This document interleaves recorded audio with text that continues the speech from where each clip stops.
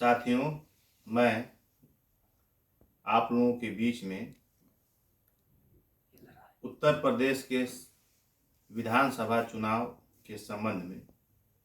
जैसा कि आप जानते हैं कि निर्वाचन आयोग ने 7 चरण में उत्तर प्रदेश विधानसभा को कराने की अधिसूचना जारी कर दी है। तो मैं सभी प्रदेश के समाजवादी साथियों के साथ विशेष रूप से अपने शिक्षा मित्रों और शिक्षकों के साथ संविदा कर्मियों से अपनी बात कहना चाहता हूं। और मेरी बात यह है कि जिस प्रकार से निर्वाचन आयोग ने 7 चरण में अपने चुनाव कर रही है, उसी प्रकार से 7 चरण का सहयोग मैं आपसे मांग रहा हूं। इसमें बहुत छोटा सा काम करके आप बहुत बड़ा लक्ष्य प्राप्त कर सकते हैं। उसके पहले चरण में आप लोगों को, चूंकि आप जान रहे हैं कि माननीय निर्वाचन आयोग ने वर्चुअल इस चुनाव को, उत्तर प्रदेश 2022 के चुनाव को वर्चुअल चुनाव कहा जा सकता है। तो इस वर्चुअल चुनाव में हम कैसे जीतें, अपनी बात को अपने लोगों तक कैसे पहुंचाएं, उसी के 7 चरण में हमने इस बात को समराइज करने का प्रयास किया है, जिसको मैं बताना चाहता हूं। साथियों, जब भी हमारे राष्ट्रीय अध्यक्ष जी श्री माननीय अखिलेश यादव जी अपनी पत्रकार वार्ता, डिजिटल रैली या वर्चुअल रैली को संबोधित करें, तो उसको आप लोगों को प्रयोग सुनना बहुत जरूरी है। उसमें से जो महत्वपूर्ण बातें हैं उसको mobile, radio, TV, pen drive, CD, DVD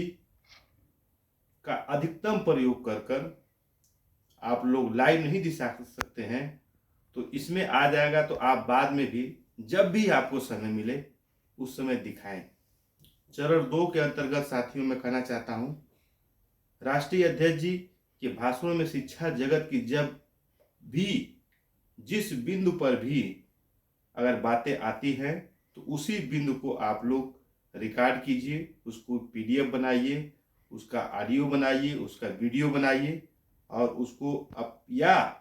आप कुछ नहीं कर सकते हैं, ऑडियो नहीं बना सकते, वीडियो नहीं बना सकते हैं, तो आपके पास सादा पेज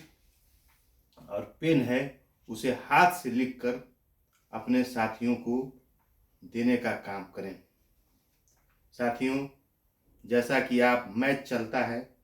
तो जितने भी जिम्मेदार साथी होते हैं वो लोग अपने घरों की बड़ी बड़ी टीवी को बाहर निकाल देते हैं, ताकि मोहल्ले के या जिनके पास संसाधन विहीन लोग हैं वे लोग देख सकें। मेरा आप सभी लोगों से निवेदन है कि जब भी राष्ट्रीय अध्यक्ष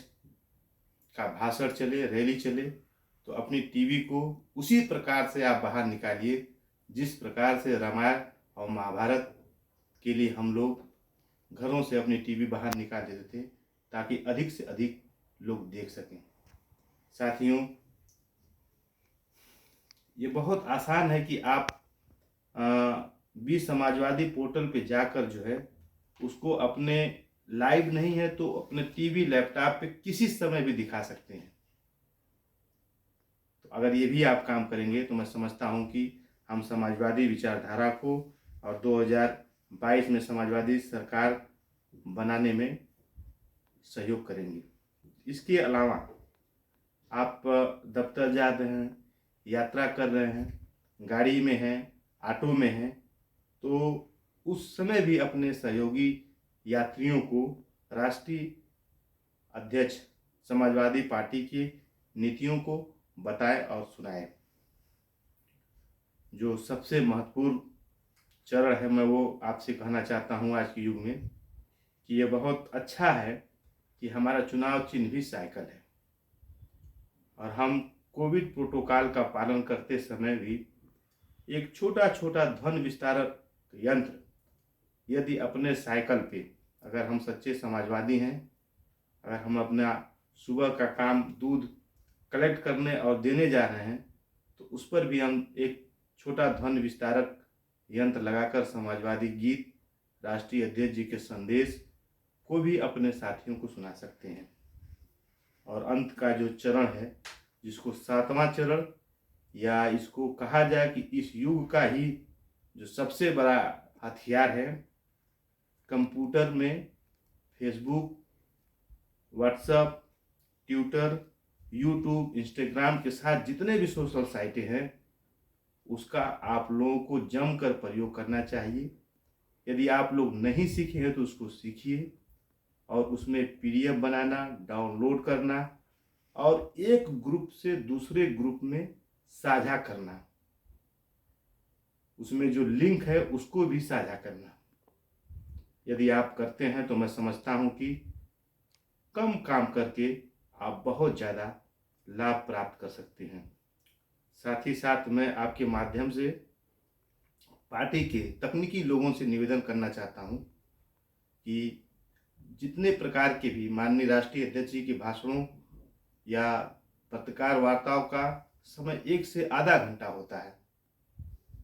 जिसको ये संभव नहीं है कि सारे लोग उसको सुन सके। तो आपके माध्यम से मैं निवेदन कर रहा हूँ कि उसको छोटा छोटा भाग करके,